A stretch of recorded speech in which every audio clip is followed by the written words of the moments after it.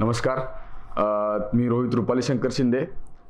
The voice of revolution या चॅनलमध्ये आपलं सगळ्यांचं स्वागत आहे. आज आपण एका अशा व्यक्तीसोबत बोलणार आहोत ज्यानं इन्क्लाब या नावाचं एक नवीन अर्थ आपल्यासमोर, किंवा जो अर्थ होता तो अर्थच आपल्यासमोर एक मांडण्याचा प्रयत्न केलेला आहे. आणि तो स्वतः प्रोफेशन आणि त्याचं जे काही काम असेल तर प्रोफेशन तसा तो इंजिनियर आहे. त्याचं सिव्हिल वर्क तो काम करतो. आणि नंतर त्यानं एक पुस्तक लिहिलं छानसं, त्याचं नाव आहे इन्कलाब. त्या पुस्तकाच्याबद्दल आपण त्यासोबत आज गप्पा मारणार आहोत. त्याचं नाव आहे प्रणित पवार, राहणार नाशिक. बाकी जास्त माहिती मी असं म्हणेन की त्याच्याकडून आपण ऐकूया. तर त्या माहितीबद्दल आपण त्याच्याशीच बोलू. तर प्रणित, मला पहिलाच तू सांग की एक प्रोफेशनल इंजिनियर, एक कॉन्ट्रॅक्टर, आणि त्यानंतर इन्कलाबसारखं पुस्तक लिहून एक नवीन विचार, असा हा एक इंजिनियर ते लेखक, हा प्रवास कसा होता? म्हणजे हा विचारांचा प्रवास कसा होता तुझा? सर्वप्रथम तर तुम्ही सगळ्यांनी मला इथे बोलवलं त्याबद्दल मी तुमचे आभार व्यक्त करतो. पण सुरुवातीपासून मला वाचनाची आवड होती आणि सुरुवातीपासून म्हणायच्या शालेय जीवनापासून, आणि कदाचित महाराष्ट्रातल्या प्रत्येक तरुणाची सुरुवातच तशी होती. शिवाजी महाराज, संभाजी महाराज, तशीच माझी सुरुवात झाली. शिवाजी महाराज, संभाजी महाराजांचं इतिहास वाचल्यानंतर मग आणखी त्याच्यात आवड वाढत गेली. त्यानंतर मग फुले, शाहू, आंबेडकर या सगळ्या पुरोगामी चळवळीने अभ्यासाला सुरुवात केली. इंजिनिअरिंगला असताना भगतसिंगचं बायोग्राफी वाचली होती मी. कुलदीप नायर, ज्येष्ठ पत्रकार, त्यांनी लिहिलेलं विदाउट फिअर हे भगतसिंगचं पुस्तक वाचलं. भगतसिंगमुळे समाजवादी कम्युनिस्ट विचारसरणीशी पण ओळख झाली. आणि मग त्यानंतर मग फिडेल कॅस्ट्रोचे इन्कलाब जे आहे ते क्युबा देशाच्या स्वातंत्र्य लढ्यावर आहे. आणि फिडेल कॅस्ट्रो आणि चे गेवारा हे दोन म्हणजे क्युबन फ्रीडम मुवमेंटचे जे दोन हिरो आहेत ते फिडेल कॅस्ट्रो आणि चे गेवारा, या दोघांच्या तो जीवनपट म्हणा किंवा क्युबाची ते स्वातंत्र्य लढा, तो संपूर्ण पुस्तक लिहायची प्रेरणा कशी? म्हणजे अभ्यास असतो, परत आता कसं आहे, बरेच चळवळीमध्ये बरेच तरुण कार्यकर्ते जे प्रचंड वाचन आहे, अभ्यास आहेत, काही वक्ते पण आहेत, पण पुस्तक लिहायची प्रेरणा. आणि ते पण असं मला अजून विचार की भारतामध्ये आपल्या स्वातंत्र्य लढ्यामध्ये अनेक क्रांतिकारक होते. तर भगतसिंगचं नाव घेतलं, भगतसिंगचं असेल किंवा अनेक असतील. आता भगतसिंग असं मराठीमध्ये साहित्य इतकं नाही असं मला वाटतं, बरेच हिंदीमध्ये पण आहेत. तर ते असे आपले महापुरुष किंवा इथले जे काही क्रांतिकारक असतात, चे गोवेरा किंवा क्युबाच्या क्रांतीवर का लिहावं असं वाटलं? तो थोडा म्हणजे इंटरेस्टिंग प्रवास आहे. आम्ही साधारण 1-2 वर्षापूर्वी आमचाही हा जो प्रयत्न तुम्ही करतायत ना, तो 2 वर्षापूर्वी आम्ही करणार होतो. बरोबर. म्हणजे एक युट्यूब चॅनल सुरू करायचं.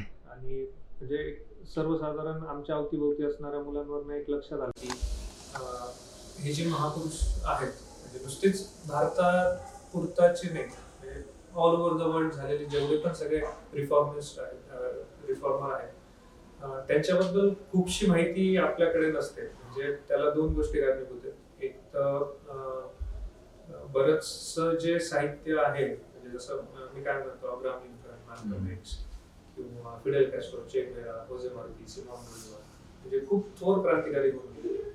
आणि आपल्याकडे तरुणांची इच्छा खूप आहे, म्हणजे माहिती खूप करून घ्यायचंय, पण त्यांना रिसोर्स अवेलेबल नाहीये. जी पुस्तकं आहेत ती बऱ्यापैकी इंग्लिशमध्ये, लॅटिन अमेरिकन सगळं स्पॅनिश लिटरेचर त्याच्यातही भरपूर आहे, स्पॅनिश लँग्वेजमध्ये. आणि मग फक्त भाषेचा अडसर असल्यामुळे ह्या मुलांपर्यंत, या तरुणांपर्यंत तो विषय सर्वांगाने पोहोचत, म्हणजे त्याची तोंड ओळख होते. म्हणजे तुम्हाला फिडेल कॅस्ट्रो, चे गेवारा म्हणजे ते एकदम इथे जन्म झाला, यासाठी शाळेत ऍडमिशन घेतलं, नंतर कॉलेज एक तोंड ओळख होण्यापुरता तो माहिती होतो, पण तो खोलात त्याचा अभ्यास होत नाही. मग आम्ही ठरवलेलं की युट्यूब चॅनल सुरू करायचं आणि प्रत्येक एपिसोड एका क्रांतिकाराला डेडिकेटेड असेल आणि त्यात त्या क्रांतिकाराबद्दलचं संपूर्ण जीवनपट आपण सांगायचा. म्हणजे त्याची जडणघडण कशी झाली. माझा मूळ आधीपासून फोकस तोच होता की जसं फिडेल कॅस्ट्रोच्या बाबतीत आहे की फिडेल कॅस्ट्रो नक्की घडला कसा, म्हणजे तो 32व्या वर्षी देश स्वतंत्र केला अमेरिकेविरुद्ध लढला. अमेरिका तेव्हाही महासत्ताच होता, एवढा पॉवरफुल देश, आणि एकदम अमेरिकेपासून हाकेच्या अंतरावर क्युबा, गरीब देश, आणि तो अमेरिकेला नमवतो, ते पण वयाच्या 32व्या वर्षी. म्हणजे हे ओव्हरनाईट होत नाही ना, किंवा महिन्याभरात झालं घडलं असं होत नाही. त्याची पार्श्वभूमी काय, नक्की फिडेल बालपणात असताना मग तो काही क्रांतिकारी चळवळीमध्ये होता का, किंवा त्याच्यावर कोणत्या पुस्तकांचा प्रभाव होता, म्हणजे मला ती उत्कंठा खूप असायची. मग तसं मी प्रत्येक क्रांतिकारी तसा अभ्यासात गेलो. मग माझी इच्छा होती की हाच विषय तरुणांपर्यंत, पण आजच्या माध्यमात, म्हणजे आज आता हे युट्यूब किंवा डिजिटल मीडिया थोडं जास्त प्रभावी वाटतं. मग आमचा प्रयत्न होता की तो तसं करायचं. मग ते आम्ही क्रांतिकारी निवडायला लागलो. मग जगभरातलेच घ्यायचे का, मग का फक्त अमेरिकेतलेच घ्यायचे, मग अमेरिकेतले घ्यायचे तर मग लॅटिन अमेरिकेतले का नको.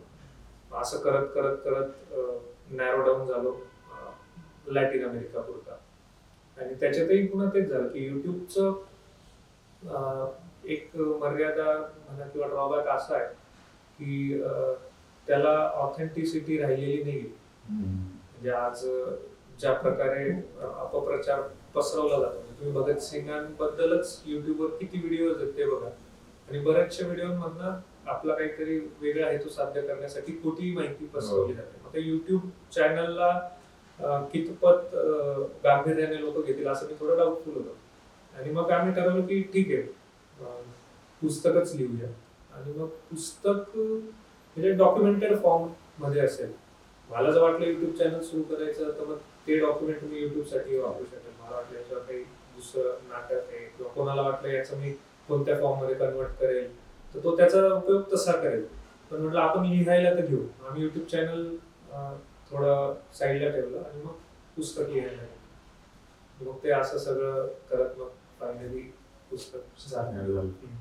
तरी कसा होता, म्हणजे सुरुवात पुस्तक लिहायचं ठरवलं आणि त्या पुस्तक लिहिण्याचा सुरुवातीचा प्रवास, म्हणजे जे काय तुम्हाला ते सगळे त्याचे सगळे ह्याचे पुरावे असतील किंवा जे काय तुम्हाला रेफरन्सेस असतील किंवा तो गोळा करून ते मिळवणं.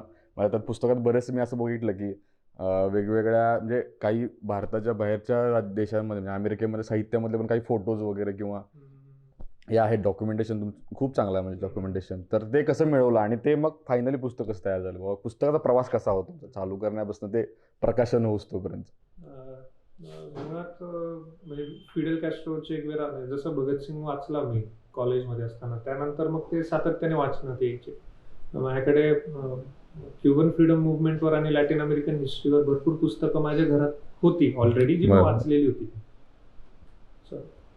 पण पुस्तक लिहायचं म्हटल्यावर मग मला फक्त त्रास नाही, मला ती पुस्तकं पुन्हा चाळावी लागली. पहिले मी फक्त आवड म्हणून वाचलं होतं, कधीतरी लिहिलं असं वाटलं नव्हतं.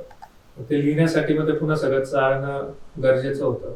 आणि मग काही पुस्तकं मला US वरनं मागवावी लागेल.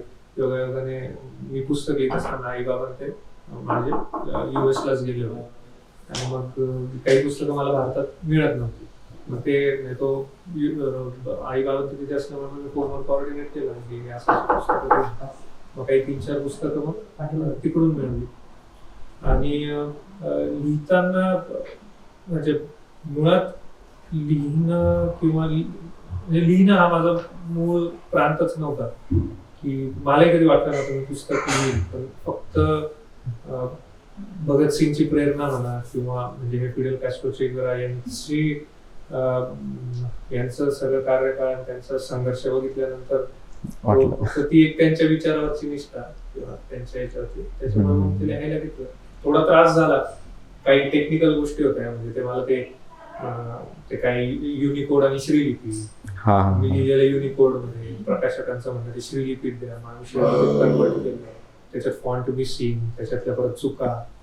मला वाटलं आता लिहून झालं म्हणजे आता 2 दिवसात प्रूफ रीड छापणार माहिती नव्हतं त्याच्यामध्ये इतका त्रास आहे. त्याची साईज, पेपर क्वालिटी, बऱ्याच गोष्टी होत्या. दुसरं महत्वाचं होतं की मराठी साहित्यात फार कमी लिखाण आहे या विषयावर. आणि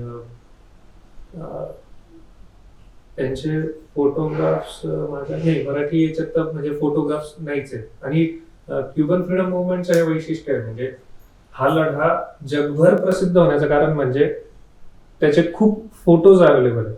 म्हणजे वी कॅन से की Cuban freedom movement is the first photogenic movement. अच्छा. याच्या आधी पण क्रांतिकारी लढे झाले, हो, हो, त्याचे हो. प्रत्यक्ष फोटोग्राफ्स अवेलेबल नाही. आणि याचे हजारो फोटोग्राफ्स आहेत. तुम्ही गुगलवर टाईप करा की फिडेल कॅस्ट्रो, चे गुएव्हारा, सिएरा माएस्त्रा, म्हणजे जिथून त्यांनी तो लढा दिला, किंवा ते सगळे गरिला मुवमेंट ती सगळी त्यांनी चालवली. त्याचे खूप फोटोग्राफ्स अवेलेबल आहेत. पण मग मराठी साहित्यात ते फोटोजही नसतात. मग ते आपण त्या कथेला कनेक्ट होत नाही प्रभावीपणे. मग तो एक टास्क होता की जे महत्वाचे फोटोज, पण ते पुन्हा ते फोटोजही खूप इझिली अवेलेबल आहेत. आणि त्याच्यासाठी काही खूप मला म्हणजे असं काही विशेष मेहनत नव्हती घ्यायला लागली.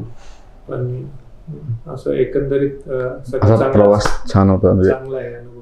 नवीन अनुभव मिळाला. पण असं काय वाटलं का की बाबा, आणि मुळात पुस्तक वाचताना मलाही जाणवलं की ते तुझी छान म्हणजे मांडणी छान आहे आणि शब्दप्रयोग वगैरे सगळं. आणि मुळात अशी पुस्तकं जे तर तू मांडलंयस की इतक्या सोप्या भाषेमध्ये, इझी टू रीड, म्हणजे सगळ्या प्रत्येक आपल्या तरुण कार्यकर्त्याला किंवा कुणालाही वाचायला सोपं जाईल असं भाषेत लिहायचं. म्हणजे हे जाणीवपूर्वक लिहिलं गेलंच की तुझ्याकडून लिहिलं गेलेलं? म्हणजे असं ना की आपण लिहितोय तर एक मोठा असेल तुझा की बाबा प्रत्येकापर्यंत पोचावं, किंवा बाबा जस्ट लिहित गेला आणि इतकं सोपं, म्हणजे भाषा शैली इतकी छान वापरलीस ती तो कदाचित ती नैसर्गिक असेल. कारण की मी जसं म्हटलं, मी यापूर्वी असं खूप लिहिलेलं नाहीये, किंवा तो सोप्या भाषेतच म्हणजे तो माझा नैसर्गिक हेच असेल की ज्याने ते असं झालं आणि ते साध्य झालं योगायोगाने, सगळ्यांना आवडतंय. आणि म्हणजे तेच मी तर म्हणेल की त्याच्यात असं त्याच्यातही मी काही वेगळे एफर्ट्स नाही घेतले. मी फक्त माझं जे आहे ते मी कंटिन्यू केलं. मग मी कोणीतरी अशा शैलीत लिहितं आणि मग मी तो प्रयत्न जाणीवपूर्वक टाळला. न कळत होतं, कारण की आपला पहिला प्रयत्न असतो. मग आपण काहीतरी पुन्हा त्यांचे रेफरन्सेस वाचत असतो. त्या दरम्यान मग आपल्याला वाटायला लागतं की अरे मग आपण पण असं लिहावं का, आपली शैली चुकत तर नाहीये.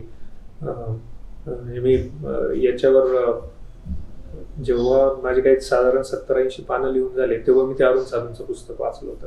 कारण होतं की मला भीती होती, अरुण साधूंनी लिहिलेलं पुस्तक आहे या विषयावर, आणि मी जर ते मी लिहिण्यापूर्वीच वाचलं तर नकळत मग मी त्याच ओघात लिहायचा प्रयत्न करेल. मी त्यांच्या याच्यानेच लिहिल. मी ते टाळत गेलो आणि माझ्या पद्धतीने लिहिली. अगदी म्हणजे वाचण्यासारखं खरंच पुस्तक आहे. त्या आता मी थोडं पुस्तकाबद्दल बोलू आपण. म्हणजे पुस्तकात तो फिडेल कॅस्ट्रोचा जो प्रवास तू मांडलेला आहेस, किंवा इव्हन त्यात बरेचसे चित्र आहेत, म्हणजे त्या निमित्तानं त्या फोटो तू म्हणलास तसं की फोटोग्राफच्या भरपूर अवेलेबल असल्यामुळे एक वाचण्यात पण मजा येते वेगळी. तर फिडेल कॅस्ट्रो तुझं काय म्हणून फिडेल कॅस्ट्रो ह्या क्रांतिकारकाबद्दल?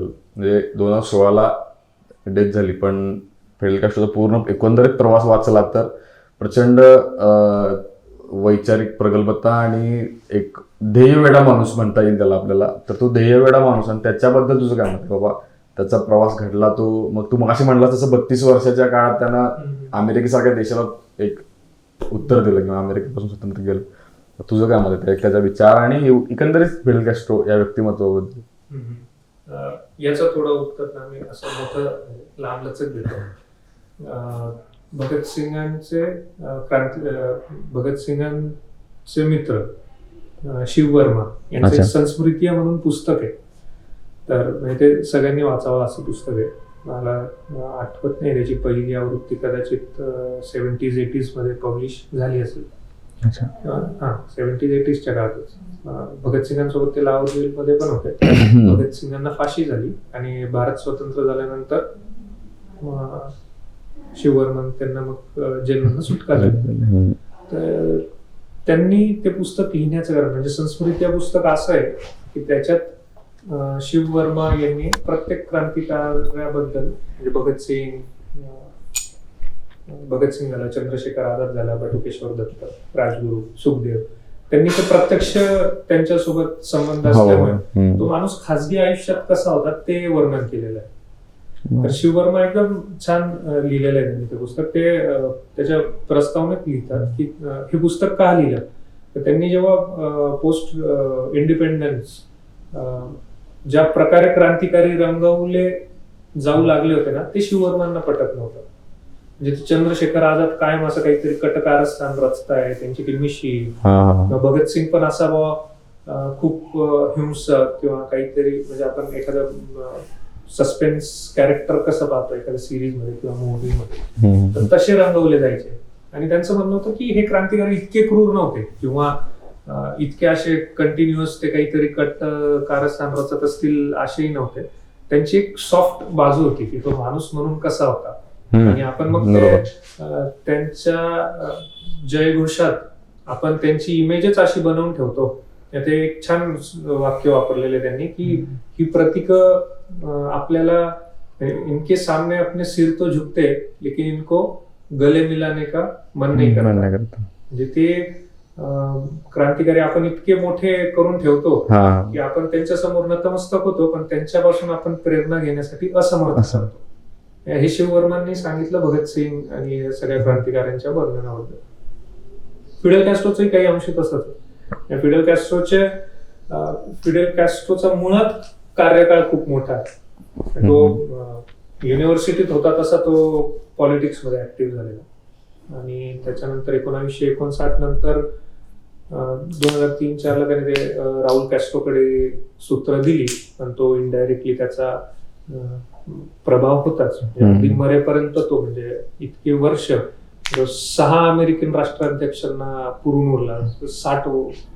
55-60 वर्ष त्याने सत्ता चालवली. मग त्याचा कार्यकाळ असं खूप याच्यात खूप तुकड्यांमध्ये विभागला जाऊ शकतो. म्हणजे मग फिडेल तर मग बालपणीचा फिडेल, त्याच्याबद्दलचं माझं मत काय. फिडेल युनिव्हर्सिटीतला, त्याच्याबद्दलचं माझं मत वेगळे. फिडेल ड्युरिंग रिव्होल्युशन कसा होता, तो पोस्ट रिव्होल्युशन कसा झाला, म्हणजे त्याची अशी खूप विविध अंग आहेत. आणि मला वाटतं की ते वाचक जास्त योग्य प्रमाणात ठरवतील की फिडेल नक्की कसा होता. जसं तू म्हणालस की वैचारिक प्रगल्भता प्रचंड होती, नाही हेही तसंच झालं. म्हणजे फिडेल कॅस्ट्रो जसा भगतसिंग माझ्यापर्यंत पोहोचला तसाच फिडेलही पोहोचला होता. म्हणजे तोही दोघं गोष्टीत, म्हणजे त्याची फक्त हिंसा ग्लोरिफाय झाली आणि त्यानंतरचं त्याचं क्रिटिसिझम की तो काय तो शेवटी हुकुमशाह झाला, तो डिक्टेटरच होता, त्याच्यामुळे क्युबा गरीब आहे. हे पर्टिक्युलर क्रिटिसिझम्स मी ऐकत असायचो, पण त्यावेळेस माझा एवढा फिडेल बद्दलचा अभ्यास नव्हता. पुस्तकाचं नाव इन्कलाब देण्यामागचंही कारण तेच होतं की जसं इन्कलाबाचंही आपलं तसंच होतं. म्हणजे इन्कलाब जिंदाबाद म्हणजे क्रांती अमर रहे, बरोबर. इन्कलाब या शब्दाचा शब्दशः अर्थ घेतला तर त्याचा अर्थ होतो क्रांती. भगतसिंगांना दरवेळेस विचारायचे, म्हणजे आपल्या भारतीय स्वातंत्र्य चळवळीला इन्कलाब जिंदाबादचा नारा म्हणजे जो फेमस झाला तो भगतसिंगांमुळे. भगतसिंगांना या इन्कलाब शब्दाबद्दल काय विचारणा व्हायची की इन्कलाब म्हणजे काय. तर भगतसिंगांचं इन्कलाबाची व्याख्या एकदम समर्पक आणि व्यापक होती. त्यांचं म्हणणं इन्कलाब म्हणजे परिवर्तन घडवून आणण्याची उत्कट इच्छा. म्हणजे जो इन्कलाब आपण कायम हिंसेशी जोडतो किंवा काहीतरी सशस्त्र उठाव असेल, रक्तपात असेल, पण भगतसिंगांची व्याख्या किती सोपी आहे ना. तुम्हाला जर परिवर्तन घडवून आणण्याची उत्कट इच्छा आहे तर तो इन्कलाब. तर नक्कीच म्हणजे या लढ्यांमागे खूप मोठा वैचारिक हे आहे, बॅकग्राऊंड आहे. त्यांनी वाचलेली पुस्तकं, अभ्यासलेले फिलॉसॉफर्स, आणि हे सगळंच म्हणजे तो नुसता एका म्हणजे हिंसा किंवा काहीतरी सशस्त्र उठाव तेवढा पुरता मर्यादित नव्हताच, तर त्याच्या मागे एक विचार होता आणि तो विचार पोचावा म्हणूनही या पुस्तकाचं नाव इन्कलाब दिलेलं आहे असं आहे. म्हणजे फिडेल कॅस्ट्रो आणि भगतसिंग तसं म्हणायला गेलं तर आपण एकाच क्रांतीच्या विचारांना अगदी म्हणजे क्रांतीच्या प्रेरणा म्हणू आपण, अगदी ज्वलंत उदाहरण आपल्यासमोर आहे. अजून असं विचारायचं झालं म्हणजे आता क्युबा ह्या देशावर छोटा तू म्हणलास तसं की इतका मोठा फिडेल कॅस्ट्रो सहा राष्ट्राध्यक्षांना पूर्ण उरला अमेरिकेच्या, आणि अमेरिकेचं जे भांडवलदारी व्यवस्था म्हणजे भांडवलदारी आणि साम्राज्यवादाचं जे काय त्यांच्यावर क्युबावर अधिकार होता साम्राज्यवादाच्या माध्यमातून, तर तुला काय वाटतं की अजूनही क्युबाची परिस्थिती साम्राज्यवादाच्या विळख्यातच आहे की अजून जे क्रांती जे स्वतंत्र झाला क्युबा, पण क्युबा त्यानंतरच्या बऱ्याचशा काळामध्ये त्यात ते तू स्ट्रगल लिहिलंय शेवटला समारोपमध्ये की अजूनही क्युबा स्ट्रगल करतोय, त्याबद्दल विचारावं वाटेल की काय वाटतं की बाबा अमेरिकेतून पूर्णपणे सुटेल कधी क्युबा, की अजूनही त्या साम्राज्यवादाच्या ह्याच्यातच अडकून राहील येणाऱ्या काळात पण? म्हणजे कॉम्प्लिकेटेड आहे, कारण की फिडेल कॅस्ट्रोचंही अमेरिकेबद्दलचं जे मत होतं ते फार विरोधाभासी होतं, एकदमच कॉन्ट्राडिक्टरी होतं. म्हणजे जो अमेरिका स्वतःच्या धर्तीवर स्वातंत्र्य, समता, बंधुता ही सगळी मूल्य जोपासतो, त्या अमेरिकेने लॅटिन अमेरिकेत किती क्रूरपणे शोषण केले. म्हणजे ही अमेरिकेचा हा एक विरोधाभास आहे. आणि अमेरिकी भांडवलशाहीची चटके संपूर्ण लॅटिन अमेरिकेत होते, म्हणजे नुसता क्युबाच नाही, पूर्ण. पूर्ण. आणि क्युबा म्हणजे जसं आपण दरवेळेस म्हणतो की फिडेलमुळे म्हणजे काही अंशी मी असं म्हणत नाही की तो सगळीच ठिकाणी बरोबर होता, असेल त्याच्याही काही धोरणात्मक चुका झाल्याच असतील, पण फिडेलमुळे क्युबा गरीब राहिला. पण मग लॅटिन अमेरिकेच्या बाकी देशांमध्ये फिडेल नाहीये, मग ती देश का गरीब राहील? किंवा मग फिडेलचा क्रांतिकारी लढा अजून एका कारणामुळे नाकारला जातो की त्याला असलेली सशस्त्र क्रांतीची पार्श्वभूमी. पण मग यापूर्वी क्युबात झालेला कोणता लोकशाही उठाव आपल्याला माहिती आहे? किंवा क्युबात फिडेलच्या आधी लोकशाही मार्गाने लढा देणाऱ्या हजारो लोकांचे खून झालेले, नागरिकांचे. ते तर कुठे चुकले नाही ना, त्यांनी तर अहिंसक मार्गाने लढा दिला, त्यांनी लोकशाही मार्गाने गेले. पण मग हे तपासणं महत्वाचं ठरतं की मग त्याच्याकडे तो पर्याय उपलब्ध होता का. तर म्हणजे लॅटिन अमेरिकेवर अमेरिका देशाचा प्रभाव मला वाटतं हा बरेच वर्ष टिकणार आहे. आणि 1959 नंतर अमेरिकेने क्युबावर व्यापार निर्बंध लादले. बरोबर. आणि त्याचा फटका क्युबाला बहुतांशी बसला. सोव्हिएत युनियन जोपर्यंत होतं तोपर्यंत क्युबन मालाला मोठा खरीददार होता, त्यांच्याकडनं ते वस्तू आयातही करायचे. तर क्युबाच्या अर्थव्यवस्थेला सोव्हिएत युनियनचा मोठा पाठिंबा होता. सोव्हिएत युनियनच्या विघटनानंतर पुन्हा क्युबाची परिस्थिती खालावली. असा खूपच म्हणजे तो सारखाच त्या संघर्षात आहे क्युबा, आणि ती इतकी जटिल समस्या झालेली आहे. तर पण मला वाटतं की अमेरिकेचा प्रभाव अजून काही काळ राहीलच. ठीक आहे.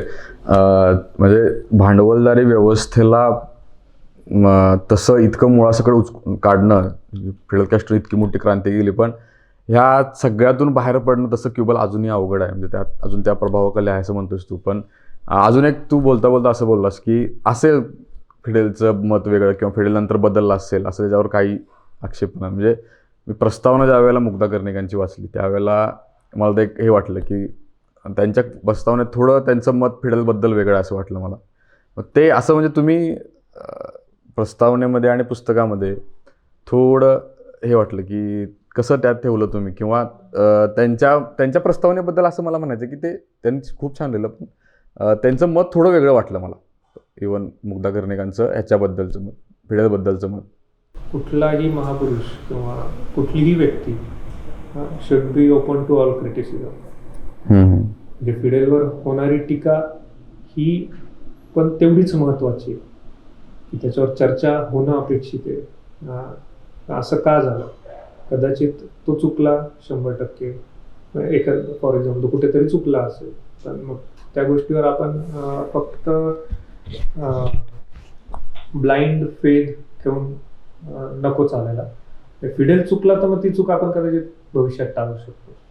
म्हणजे तुम्ही एखाद्या महापुरुषाच्या किंवा एखाद्या व्यक्तीच्या विचारांनी प्रभावित झालात आणि तुम्ही त्यांनी दाखवलेल्या मार्गाने चालताय, तर नक्कीच ती व्यक्ती आपल्याला खूप आदर्श वाटत असते किंवा काय. ते तेवढंच रॅशनली आपण त्याचं ॲनालिसिस करणं महत्त्वाचं ठरतं. आणि म्हणजे पर्टिक्युलरली इतिहास हा नागरिक आणि जे शासनकर्ते असतात दोघांसाठी मार्गदर्शक असतो. म्हणजे इतिहास हे दोघांना शिकवत असतो, तुम्ही कसं वागलं पाहिजे आणि कसं नाही वागलं पाहिजे. बरोबर. आपण हा इतिहास या दृष्टिकोनातनं बघावा आणि त्याला थोडं भावनेच्या याच्यातून मुक्त करावं, तर कदाचित म्हणजे पुढे हा म्हणजे एकंदरीत प्रत्येक नागरिकाने इतिहासाचा अभ्यास करताना आपली विवेकी बुद्धी वापरावी बरोबर. आणि त्या विवेकवादाचा विचार करावा, जेणेकरून प्रत्येक महापुरुष समजून घेता येईल आपलं, म्हणजे आपण जे भक्त बनणार नाही, अनुयायी बनू, ह्यासाठी आपण प्रयत्न केले. मी तर आम्ही कायम चर्चा करताना मी सांगतो फिडेलचं म्हणजे तो हुकुमशहा झाला, पण मग मला असं वाटतं की तो का झाला, की त्याच्यावर 600 पेक्षा जास्त वेळा खुनाचा प्रयत्न झाला अमेरिकेकडून. 1961 ते 1963 ह्या काळात अमेरिकेकडनं 5700 वेळा टेररिस्ट अटॅक झाले क्युबा देशावर. आणि फिडेल सत्तेत आल्यानंतर अमेरिकेने अँटी फिडेल मुवमेंट चालवण्यासाठी हजारो डॉलर, मी म्हणतो लाखो डॉलर खर्च केले. तर मग त्याचा तो दृष्टिकोन कदाचित तसाच झाला होता की माझ्या विरुद्ध बोलणारा अमेरिकन स्पॉन्सर्ड आहे. म्हणजे बऱ्याच वेळा त्याने त्याच्यावर झालेलं क्रिटिसिझम हे काहीतरी याच्या मागे वेगळं षडयंत्र आहे हा ग्रह ठेवूनच फिडेल चालला. आणि त्याला कारणही होतं, म्हणजे 600 वेळा जर खुनाचा प्रयत्न झाल्यावर त्याला काही परिस्थितीत ते तर त्या परिस्थितीच्या याच्यानुसार तो तसा वागला. मग आपण अगदीच असं नाकारायचं नाही मग फिडेल हुकुमशहा नव्हताच, असं नाही, तो होता, पण मग त्याची कारण वेगळी, ते पण अभ्यासणं महत्वाचं ठरतं. तर अजून एक तुला प्रश्न विचारायचा, म्हणजे तुझं शिक्षण जसं परदेशात झालं, म्हणजे मास्टर्स परदेशात झालं, त्यानंतर तिथं तू काही दिवस जॉब पण केलं, त्यानंतर आपल्याकडे आता इकडे नाशिकमध्ये तू महाराष्ट्रात तुझा बिझनेस चालू करतोस, स्वतः चालू केलास म्हणजे तू करतोस, पण तू देखील या सगळ्या भांडवलदारी व्यवस्थेचा एक भाग आहेस, म्हणजे एक म्हणेन लाभार्थी आहेस या भांडवलदारी व्यवस्थेचा. आणि एकूणच सगळ्या ह्या म्हणजे आपण जे तू लिहिलंयस त्या पुस्तकामध्ये त्याच्या विरोधात लिहिलंयस किंवा तू कसं बघायचंय, तुला भांडवलदारी व्यवस्थेबद्दल तुझं काय दृष्टिकोन त्या बघण्याबद्दल? मला मुळात असं वाटतं की आपण जसं कोणाच्या विरोधात लिहिलं असं नाही, पण एखादी व्यवस्था ही आपण एखादी व्यवस्था कशी घडते किंवा ती कशी ट्रान्सफॉर्म होते ते पहिले माहिती असणं आवश्यक आहे. कुठल्याही व्यवस्थेच्या 3 फेजेस असतात. आपण एखादी व्यवस्था कशी घडते किंवा ती कशी ट्रान्सफॉर्म होते ते पहिले माहिती असणं आवश्यक आहे. कुठल्याही व्यवस्थेच्या 3 फेजेस असतात. ती व्यवस्था काही कारणास्तव जन्म घेते, वेदर इट वॉज स्लेव्हरी किंवा कास्टिझम किंवा feudalism, for whatever may be the reason, व्यवस्था जन्म घेते. त्यानंतर त्या व्यवस्थे काही बदल होत जातात, ती व्यवस्था इव्हॉल्व्ह होत जाते. एखादी व्यवस्था जन्म घेते, ती व्यवस्था तुम्हाला काहीतरी कमिटमेंट देते की ह्या व्यवस्थेमुळे तुमचं भलं होईल. कालांतराने लक्षात येते की ह्या व्यवस्थेने आपलं भलं होत नाही. मग ती व्यवस्था काय करते की ती व्यवस्था तिच्यातच कळत न कळत तो बदल होत जातो आणि ती इव्हॉल्व्ह होत जाते. एका पॉइंटवर असं येतं की ती व्यवस्थाच एक कॉन्ट्राडिक्शन क्रिएट करते, एक विरोधाभास तयार करते. त्या व्यवस्थेमुळे तयार झालेले प्रॉब्लेम, म्हणजे त्या इव्होल्युशन थ्रू जाऊन पण त्या व्यवस्थेमुळे तयार झालेले प्रॉब्लेम मिटत नाही आणि शेवटी मग ती व्यवस्था कोलमडते. आपण जर आता जगाचा इतिहास बघितला तर कुठलीच व्यवस्था चिरकाळ टिकलेली नाहीये. म्हणजे तर आपण असं म्हणणं की आता भांडवलशाही व्यवस्था हे अंतिम सत्य आहे किंवा ही व्यवस्था इथून पुढे पण टिकेलच, किंवा मला असंही नाही वाटत की समाजवादी व्यवस्था किंवा समाजवाद त्याला उत्तर असू शकतं पुन्हा, पण मग समाजवादही त्याच्या पुढे 500 वर्षात टिकेल का नाही माहिती नाही, कारण काहीतरी वेगळी व्यवस्था जन्म घेईल. भांडवलशाही व्यवस्थेबद्दल जर माझा दृष्टिकोन विचारला तर सगळ्यात मोठा म्हणजे मी रिचर्ड वुल्फ म्हणून एक अमेरिकनच आहेत, ते प्राध्यापक प्रोफेसर आहेत, त्यांचं मला थोडं कन्फ्युजन होते कुठे वाचलं, पण त्यांनी या व्यवस्थेचा कॉन्ट्राडिक्शन एकदम छान एक्सप्लेन केलेलं आहे की भांडवलशाही व्यवस्था, आता मी घर बांधतोय, कोणीतरी गाड्या बनवतोय, कोणीतरी हॉटेल चालवतोय किंवा काहीतरी मोबाईल बनवतोय, तर हे सगळे भांडवलदार वस्तूंचं उत्पादन करतायत. वस्तूंचं उत्पादन करण्यामागचा हेतू काय, तर प्रॉफिट मिळवणं. प्रॉफिट मॅक्सिमम करण्यासाठी भांडवलदार वर्ग काय करतो, रॉ मटेरियल कमी किमतीत मिळवतो. दुसरी गोष्ट, लेबर कॉस्ट कशी कमी करता येईल. 1970 मध्ये अमेरिकन भांडवलदारांनी, आता भांडवलशाहीचा उदय झालेली जी ठिकाणं आहेत, अमेरिका झालं, वेस्टर्न युरोप, जपान, तिथे ती सक्सेसफुल होती. म्हणजे जिथे भांडवलशाहीचा उदय झाला तिथे ती सक्सेसफुल रन होत होती. कामगार चळवळी झाल्या, लोकांनी पगार वाढवून मागितले. भांडवलशाही व्यवस्थेला तेव्हा फायदा होत होता, त्यांनी कामगारांना पगारही वाढवून दिले, त्यांच्या मागण्या पूर्ण होत गेल्या. 1970च्या काळात अमेरिकेतल्या या भांडवलदारांना लक्षात आलं की अरे, आपण इथे थांबण्याची काय गरज आहे, आपण एखाद्या थर्ड वर्ल्ड कंट्रीमध्ये जावं की जिथे आपल्याला लेबर कॉस्ट अजून कमी पडेल. मग यांनी काय केलं, यांचे सगळे प्लांट्स हलवले. म्हणजे आजही अमेरिकेचे बऱ्याचशा वस्तूंचं उत्पादन बाहेरच्या देशांमध्ये होतं, जसं कापड उद्योग पूर्ण बांगलादेशमध्ये होतं.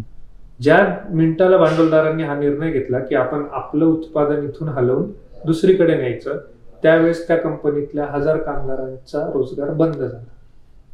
बरोबर, म्हणजे हा भांडवलशाही व्यवस्थेचा विरोधाभास आहे. आज सगळेच भांडवलदार प्रॉफिट कमवायचा म्हणून कोणीतरी बाहेरच्या देशांमध्ये प्रोडक्शनला जात आहे. इथला स्थानिक लेबर हायर न करता मग आम्ही UP बिहार वरनं कन्स्ट्रक्शन लेबर मागवतो, तो अजून स्वस्तावर काम करतो. त्या मिनिटाला काय होतं, इथल्या लोकांची किंवा ओव्हरऑलच सगळ्या कामगारांची क्रयशक्ती कमी होत जाते. म्हणजे मी माझ्या साईटवर काम करणारा ठेकेदाराकडनं कमी रेटमध्ये कसं काम करून घेता येईल हे बघत असतो. मी जर मग लेबरलाच व्यवस्थित पेमेंट करत नाही तर तो लेबर पुढे जाऊन गाडी घेईल कसं काय. गाड्या बनवणाऱ्या कंपनीमध्ये जर तुम्ही तुमच्या मॅनेजरला योग्य वेतन देत नाही तर तो मग परत माझ्याकडे घर घेईल कसं काय. म्हणजे असे भांडवलदार वर्ग एकीकडे वस्तूंचं उत्पादन करतोय आणि दुसरीकडे तो त्यांच्याच म्हणजे सगळ्या कामगारांची क्रयशक्ती कमी करत चाललेला आहे. म्हणजे हा विरोधाभास आहे भांडवलशाहीचा. तो कदाचित आता एवढा तीव्र नसेल, तो भविष्यात अजून तीव्रतेने जाणवेल. तो काही अंशी जाणवायलाही लागले. जसं 1970चं उदाहरण दिलं, मग त्याचे दुष्परिणाम काय झाले. अमेरिकेत एकेकाळी क्रेडिट कार्ड्स काही ठराविक लोकांकडे असायचे. म्हणजे मोठे राजकारणी, उद्योगपती, म्हणजे बोटावर मोजणे इतके अभिजन लोकच फक्त क्रेडिट कार्ड वापरायचे. 70s मध्ये अमेरिकन भांडवलदारांना हे लक्षात आलं की अरे, आपल्या वस्तूंचं उत्पादन होत आहे पण त्याला घ्यायला आज बायर नाहीये मार्केटमध्ये, कारण की कामगाराची तेवढी क्रयशक्तीच नव्हती राहिली की तो वॉशिंग मशीन घेऊ शकेल आणि गाडी घेऊ शकेल, घर घेऊ शकेल. मग ह्या व्यवस्थेने अजून एक व्यवस्था किंवा अजून एक गोष्ट जन्माला घातली, मग ती credit card, home loan, car loan. म्हणजे तुमचा भविष्यातला पैसा गुंतवून तुम्ही वस्तू घ्या. म्हणजे खूप इझिली क्रेडिट कार्ड वाटले, खूप इझिली त्यांनी होम लोन्स वाटले आणि त्याचा दुष्परिणाम मग 2008चं रिसेशन, अमेरिकेच्या त्या धोरणाचा दुष्परिणाम 2008 मध्ये झाला. तर कदाचित भांडवलशाही व्यवस्था आत्ता वरटप्पी काही अंश आपल्याला काम करताना दिसते. काही ठिकाणी फिडेल कॅस्ट्रो दरवेळेस म्हणायचा काही, you always talk about the failure of socialism, but where is the success of capitalism in Latin America, in Asia और इन आफ्रिका. हे असं आहे. वेगळं म्हणजे तुम्हाला एका ठिकाणी ती भांडवलशाही व्यवस्था, हा ठीक आहे, या भागात ती व्यवस्थित काम करते पण कदाचित ती दुसरीकडे तशी करत नसेल. तर मग हा काळानुसार ही पण व्यवस्था कदाचित बदलेल. मला तर असं वाटतं आपण कदाचित एवढे इव्हॉल्व्ह नाही झालेलो आहोत की समाजवादामुळे निर्माण होणाऱ्या समस्या आपण सोडवू शकू. कदाचित असंही असेल की म्हणजे आपली माणसाची कदाचित एवढी प्रगती नाही झाली की आपण समाजवादामुळे निर्माण होणाऱ्या समस्यांवर आत्ताच सोल्युशन देऊ शकू. तर कदाचित हा एक नॅचरल त्याचा फ्लो आहे, प्रोसेसचा भाग आहे, तो कालांतराने बदलेल. पण जसं म्हणजे भांडवलशाही व्यवस्था टिकवण्यासाठी पण शेवटी कामगार हित महत्वाचं आहे, कामगाराची क्रयशक्ती महत्वाची. कामगाराला योग्य वेतन गेलं, त्याचं फायनान्शियल अपलिफ्टिंग झालं तरच आमच्या वस्तू ज्या आम्ही उत्पादन करतोय त्यांना मार्केटमध्ये बायर मिळेल. आणि अर्थातच मग नाही तर मग यांनी लोन म्हणजे बँकांनी लोन वाटायचे आणि मग शेवटी कामगाराची क्रयशक्ती नाही राहणार, मग बँकेचे NPA वाढणार, बँका बुडणार. या समस्या कदाचित अजून तीव्रतेने लक्ष देतील. बाकी या व्यवस्थेने निर्माण झालेल्या समस्या आपण सगळ्या पाहतोच आहे, म्हणजे गरिबी, होमलेसनेस, या सगळ्या. असं वाटतं का तुला आता की बाबा भारतामध्ये देखील अशा काही गोष्टी आहेत ज्या आता वाढतायत का कमी होत आहेत किंवा नाही आहे? म्हणजे तुला आता काय वाटतं की भारत काय परिस्थिती आहे भारतात आपल्याकडची? आहे, म्हणजे सोप्या भाषेत सांगायचं तर श्रीमंत श्रीमंत होतोय, गरीब गरीब होतोय. ऑक्सफॅमचे जर सर्वे बघितले तर 10% of Indians owns the 70% of wealth. म्हणजे ही आर्थिक दुफळी ही जगभरच खूप मोठी होत चाललेली. भारतात ती प्रकर्षाने जाणवते की काही ठराविक लोकांकडे खूप संपत्ती जमा होते आणि जो गरीब आहे, मला तर शंका येते की मी तर काही म्हणजे अर्थतज्ञ वगैरे नाही मी याच्यावर, माझं इंटरप्रिटेशन फक्त असं आहे की भारतात काही दिवसात मध्यम वर्ग राहतो का नाही अशी शंका वाटते. कदाचित तोच म्हणजे तो त्याचा मध्यमवर्गीय न राहता तो लोअर इन्कम ग्रुपमध्ये येतो का काय अशी परिस्थिती निर्माण झालेली. तर थोडं चिंताजनक चित्र वाटतं वेल्थ इनइक्वॅलिटीच्या बाबतीत, पर्टिक्युलरली भारताच्या बाबतीत. म्हणजे एकूणच व्यवस्था बघितली तर भारताच्या बाबतीत तुला हे प्रकर्षाने जाणवत आहे. म्हणजे बऱ्याच जणांचं मत देखील असं आहे की भारतात पण भांडवलदारी व्यवस्थेची मुळं घट्ट होत चाललेत कालांतरानं. आणि आपण जे करतोय, म्हणजे तू आजचा जे लिहिलेस भांडवलदारी व्यवस्थेबद्दल आणि या सगळ्या विषयाबद्दल, आता आपण जरा थोडं शेवटाकडे जाऊ. त्याच्या आधी एक माझा छोटासा प्रश्न, त्याचं उत्तर मी बऱ्याच जणांना विचारतोच, तुलाही विचारतो प्रश्न की काय वाटतं तुला, समाजवाद का साम्यवाद, कम्युनिझम की सोशलिझम? नाही म्हणजे मी ठीक आहे, म्हणजे त्या स्कूल ऑफ थॉट्स भरपूर आहेत. म्हणजे कम्युनिझममध्ये पण मग लेनिनिस्ट आयडियोलॉजी, मार्क्सिस्ट आयडियोलॉजी, एक फिडेलिस्ट पण वेगळं आहे.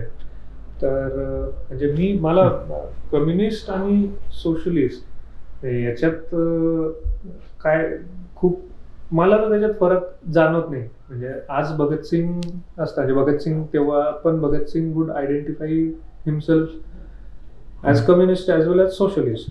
म्हणजे त्याच्यात असा काही खूप मोठा फरक नव्हता. आणि तर म्हणजे तो आता जसं फिडेल कॅस्ट्रोचं मी थोडं पुस्तकाच्याच संदर्भात बोलतो की फिडेल सुरुवातीपासून स्वतःला युटोपियन कम्युनिस्ट म्हणतो, म्हणजे एक आदर्श कम्युनिस्ट. वेल्थ इक्वॅलिटी पाहिजे, सगळ्यांना समान हक्क हवे, संपत्तीचं समान वाटप व्हावं, म्हणजे खूप आदर्शवादी तो स्वतःला युटोपियन कम्युनिस्ट म्हणून घेतो. पण तो कधी कम्युनिस्ट पार्टीचा सदस्य नव्हता. इनफॅक्ट तो युनिव्हर्सिटीत असलेल्या म्हणजे स्टुडंट इलेक्शनच्या वेळेस जेव्हा उभा होता तेव्हा कम्युनिस्ट पार्टीचा उमेदवार त्याच्या विरोधात उभा होता. बरोबर. म्हणजे आपण ह्याही गोष्टी लक्षात घेतल्या पाहिजे की विचारधारा हा वेगळी गोष्ट आहे. म्हणजे उद्या कोणीतरी म्हणजे मी सध्याच्या यांच्याबद्दल नाही बोलत आहे, किंवा समजून घ्या कोणी एखाद्याने अजून एखादी काहीतरी सोशलिस्ट पार्टी किंवा काहीतरी म्हणजे या विचारधारेचं नाव घेऊन एखादा पक्ष सुरू करणं आणि त्यांनी विचारधारेसोबत न राहणं हे अपेक्षित आहे. म्हणजे शेवटी राजकारण तर कोणाला कळलं नाही. तर मला वाटतं की विचारधारा महत्वाची आहे. तुम्ही पक्ष, संघटना काय, म्हणजे जे शोषित कष्टकरी, कामगार, दीनदलित, महिला यांच्या हक्कांसाठी जमेल त्या मार्गाने लढत राहावं. आणि मला वाटतं की भगतसिंगचा इन्कलाब जर घराघरात पोहोचला, सगळ्यांनाच म्हणजे वाटायला लागले की काहीतरी बदल घडावा, तर आपण परिवर्तन बघू. ते कोणत्या फॉर्म मध्ये असेल हे सांगणंही कठीण आहे. ते साम्यवादी आणतील का, कम्युनिस्ट आणतील का, सेंट्रिस्ट आणतील का, सेक्युलर आणतील, म्हणजे व्हॉट एव्हर, वेगवेगळ्या स्कूल ऑफ थॉट्स आहेत, पण ते कोण आणतील माहिती नाही. पण आपण एका आदर्श समाज घडवण्याच्या दृष्टीने कायम प्रयत्नात असावा. म्हणजे एकंदरीतच आपल्या देशामध्ये अनेक मतप्रवाह आहेत आणि त्याच म्हणजे विविधतेने नटलेला आपण देश आपण म्हणतो, पण त्या विविधतेमध्ये एक मतप्रवाहाचा एक विविधता आहे असंही आहे. पण तुझं मत बरोबर आहे, मी सहमत आहे त्याला की समाज व्यवस्था सुधारणं हे गरजेचं असलं पाहिजे. शेवटाकडे जाऊया आपण. आणि आता असं मला वाटतं की मला एक शेवटचा प्रश्न तुला विचारावासा वाटतो की तुला काय वाटतं, म्हणजे तुला ह्या पुस्तकाच्या माध्यमातून किंवा इव्हन आमच्या या चॅनलच्या माध्यमातून देशाच्या तरुणांना, हे बघणाऱ्या सगळ्या प्रेक्षकांना किंवा इव्हनच सगळ्या समाज व्यवस्थेमध्ये समाजातल्या सगळ्या तरुण व्यक्तींना किंवा सगळ्याच लोकांना काय संदेश द्यावा असं वाटतं किंवा काय सांगावं असं वाटतं की यानं समाज सुधारेल किंवा यानं समाज व्यवस्थामध्ये एक परिवर्तन, जो इन्कलाब आपण म्हणतोय तो इन्कलाब येईल या देशामध्ये किंवा या सगळ्या समाज व्यवस्थेमध्ये, असं काय वाटतं? नाही, माझं तर एवढंच म्हणणं आहे की जसं या पुस्तकाचा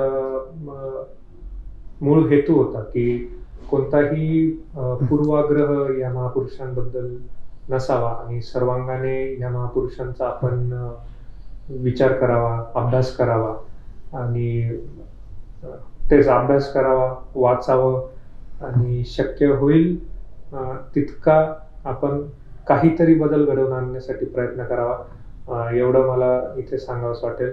आणि पुन्हा म्हणजे तुमचं जे संघटन आहे किंवा तुमचं जे आता हे यूट्यूब चॅनल तुम्ही सुरू केलं आहे, तर तुम्ही जे करतायत ते फार महत्त्वाचं आहे. म्हणजे नुसतं भाषणं देऊन आणि पुस्तकं लिहून क्रांती होत नसते. क्रांती ही मुळात जमिनीवर काम करणाऱ्या क्रांतिकाऱ्यांमुळे होत असते. तर कदाचित मला वाटतं तुमचं काम जास्त महत्त्वाचं आहे आणि ते तुम्ही तेवढ्याच ताकदीने करत राहा. आणि तुमच्या या यूट्यूब चॅनललाही माझ्याकडनं खूप खूप शुभेच्छा. आणि मला तुम्ही इथे बोलवल्याबद्दल पुन्हा एकदा मी तुमचे आभार व्यक्त करतो.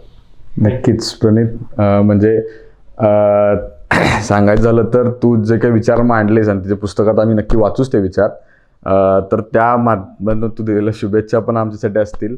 आणि आपला प्रवास हा असा सुरू राहील.